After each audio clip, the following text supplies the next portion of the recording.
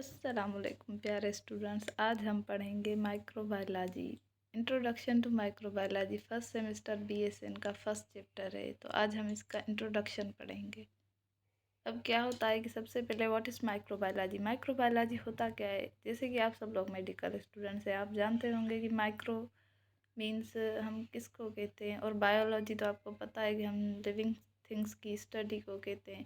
तो हम सबसे पहले इसकी डेफिनेशन पढ़ेंगे। इसकी डेफिनेशन क्या है? The branch of biology that deals with the micro organisms that infects humans disease that they cause their diagnosis prevention and treatment. तो इस ये हमें क्या कह रहा है कि माइक्रोबायोलॉजी क्या है? एक ब्रांच है किसकी? बायोलॉजी की। वो हमें क्या बताती है? कोई माइक्रो ऑर्गेनिज्म हम किसको कहते हैं? जो हमें आम हमारे हमारी जो नेक्ड आए हम उसको उनसे नहीं देख सकते, और जो इन्फेक्ट करते हैं ह्यूमंस को। वो इन्फेक्ट करेंगे तो वो क्या करेंगे? डिजीज़ काज करेंगे। फिर हम उसकी क्या करेंगे? माइक्रोबायोलॉजी में हम उसकी डायग्नोस करेंगे, मीन्स हम उसको इन्वेस्टिगेट करेंगे। फिर हम अपने पेशेंट को उस डिजीज़ से प्रिवेंट करवाएंगे, मीन्स उसको बचाएंगे, और फिर उसका ट्रीटमेंट करेंगे। अब ब्रांचेस कौन कौन सी हैं हमारे पास माइक्रोबायोलॉजी की? जैसे कि हो गई बैक्टीरियोलॉजी। आप सबको इसके नाम से ही लग रहा है, बैक्टीरियोलॉजी मीन्स द बैक्टीरिया की जो स्टडी होती है हम उसको बोलते हैं bacteriology. And then the second number पर है virology. Virology means study of virus. And third number पे है माइकोलॉजी। माइकोलॉजी हम किसको कहते हैं? जो हम फंजी की स्टडी करते हैं। उसके बाद जो आता है हमारा पेरिस्टोलॉजी। पेरिस्टोलॉजी मीन्स हम जो पैरासाइट वगैरह होते हैं, जैसे कि नेमाटोड्स वगैरह हो गए, उसकी स्टडी को हम क्या बोलते हैं? पेरिस्टोलॉजी। और इम्यूनोलॉजी क्या होता है? इम्यूनोलॉजी मीन्स हमारे जो इम्यून सिस्टम होता है हम उसकी स्टडी को बोलते हैं इम्यूनोलॉजी। एंड देन लास्ट आ जाता है हमारा सीरोलॉजी। सीरोलॉजी क्या होता है? हमारी बॉडी में जो एंटीबॉडीज़ मौजूद होती हैं हम उसकी स्टडी को बोलते हैं सीरोलॉजी। मोस्ट पीपल जो होते हैं, जैसे most people will immediately and correctly answer, सही से आंसर देते हैं। They care for ill and are disabled are people. तो वो कौन होते हैं? वो हम होती हैं, नर्सेज होती हैं। To effective care for ill people, nurses must know how to effectively deal with micro organisms. Definitely nurses को पता होना चाहिए कि वो जब डील कर रही हैं अपने पेशेंट के साथ, तो उनको पता होना चाहिए माइक्रो ऑर्गेनिजम्स के बारे में, like bacteria, fungi and viruses which is underlying cause of condition. जो हमारी बॉडी में कोई भी कंडीशन होती है, हमें बीमार महसूस करते हैं कुछ करते, वो डेफिनेटली किसी बैक्टीरिया, वायरस या किसी माइक्रो ऑर्गेनिजम्स की वजह से होगा। उसके अलावा अदर काजेस भी हो सकते हैं। तो nurses must also know that enough about them to catch the occasional errors that a doctor may make in treating a patient and bring the error to his or her attention। ये हमें क्या करा है? Nurse को भी ज़रूरी है कि पता होना चाहिए पेशेंट जो ट्रीट हो रहा है, क्योंकि most of the care nurses ही करती हैं। इसीलिए जैसे for example patient X is suffering from disease Z which is caused by bacteria Y. ठीक है, हमारे पास क्या है? पेशेंट एक्स से वो क्या कर रहा है? सफ़र कर रहा है डिजीज जेड से। तो वो किसकी वजह से हुई है? बैक्टीरिया वाई की वजह से काज हुई है। ठीक है, which is treatable by antibiotic A. अब हम उसको किससे ट्रीट कर रहे हैं? एंटीबायोटिक से, बट नॉट एंटीबायोटिक बी। जैसे कि हम लोग एंटीबायोटिक बी से उसको ट्रीट नहीं कर रहे। Now let's say doctor prescribe antibiotic. अब देखिए क्या कह रहा है? Now let's say doctor prescribes antibiotic B. अब डॉक्टर हमें प्रिस्क्राइब कौन सी एंटीबायोटिक करा रहा है? B. After briefly speaking to patient X. अगर हम उससे बात करने के बाद हमें पता है कि X and glancing at his chart पर हम लोग देख रहे हैं कि on hour 47 of straight 48 hours of duty shift, हम ड्यूटी शिफ्ट कर रहे हैं इतने आवर्स की। ठीक है, it is the doctor who order or prescribe medications. जो ये डॉक्टर है वो जो प्रिस्क्राइब कराए, but nurses who prepare and administer. The nurses कौन होती है? जो एडमिशन पेशेंट्स, डॉक्टर तो सिर्फ हमें बताता है कि आपको ये वाली मेडिकेशन पेशेंट को देने, लेकिन हम लोग जो होते हैं पेशेंट को दे भी रहे होते हैं, उन मेडिकेशन को प्रिपेयर भी कर रहे होते हैं।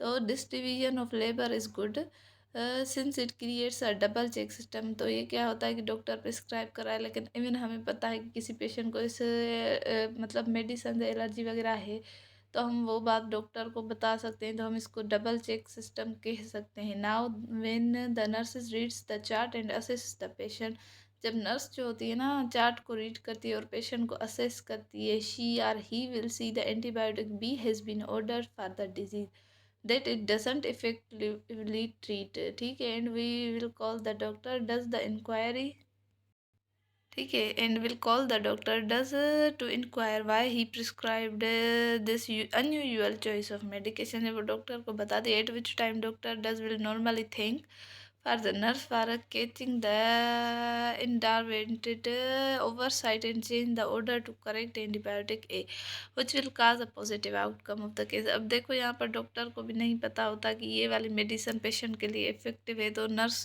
जो 48 या 24 आवर्स जो होती है पेशेंट के साथ होते है, उसको पता होता है मेडिकेशन दे देकर और एक्सपीरियंस से भी कि ये वाली मेडिकेशन इफेक्टिव है और ये नहीं है।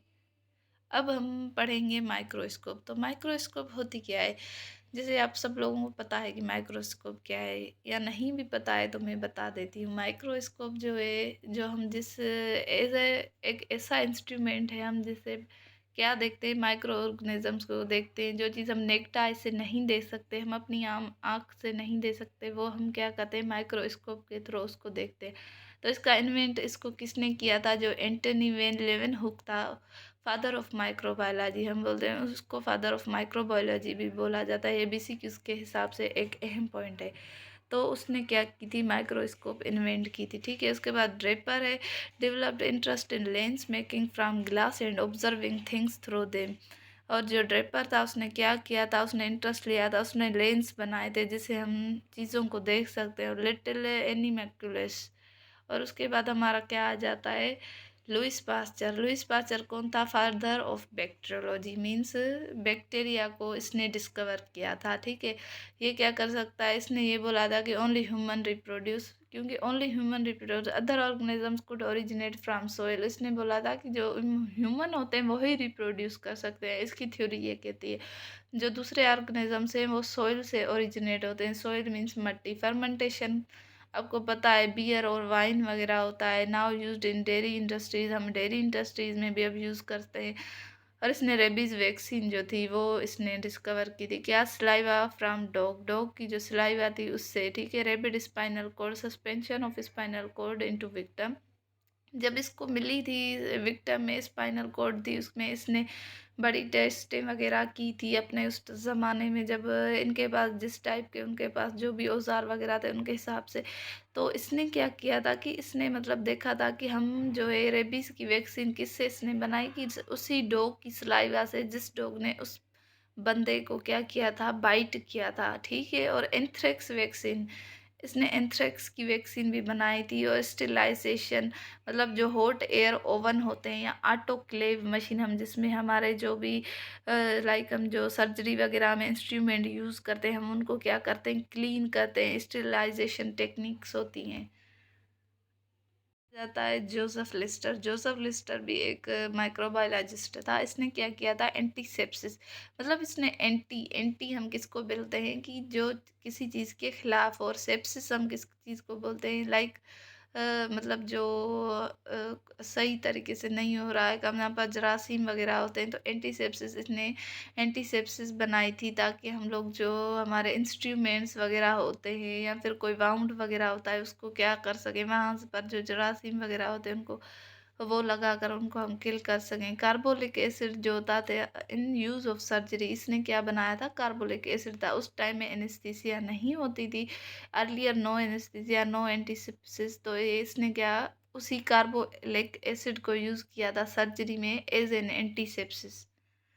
ये देखिए एक पिक्चर आ गई।